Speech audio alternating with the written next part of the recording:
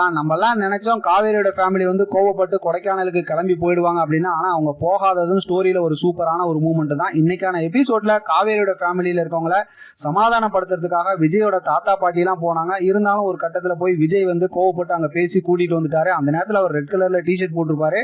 நீங்க எல்லாம் பார்த்திருப்பீங்க. அடுத்து பார்த்தோம்னா நம்ம ப்ரோமோல ஏற்கனவே பார்த்த மாதிரி இப்ப விஜய்க்கும் காவேரிக்கும் சாந்தி முகூர்த்த ஏற்பாடு பண்ணணும்னு சொல்லிட்டு அவங்க பாட்டி சொன்னாங்க. இப்ப நாளைக்கான எபிசோட பொறுத்த வரைக்கும் காவேரிக்கு ட்ரெஸ் மாத்தி நீ போய் விஜயோட ரூம்ல தூங்குமா அப்படிங்க போறாங்க. அவங்க போய் அங்க கதவு தட்டினதுமே வழக்கம் போல நம்ம ஆங்கிரி பேர்டு விஜய் ரொம்ப கோவமா பேசிட்டு கதவை மூடிட போறாரு. டோருக்கு வெளியில உட்காந்து நம்ம காவேரி அப்படியே கண் கலங்கிட்டு இருந்தாங்க. இதுக்கப்புறம் ஸ்டோரியில என்ன நடக்கும் அப்படிங்கிறது நமக்கு தெரிஞ்சதுதான். பார்த்தோம்னா சூப்பரான மூமெண்டா இருக்க போது. எப்படி பார்த்தாலும் நம்ம விஜயோட அந்த பிளாஷ்பேக் ஸ்டோரியை மையமா வச்சு ரொம்ப ஒரு எதிர்பார்ப்போட தான் ஸ்டோரியை மூவ் பண்ணி கொண்டு போறாங்க.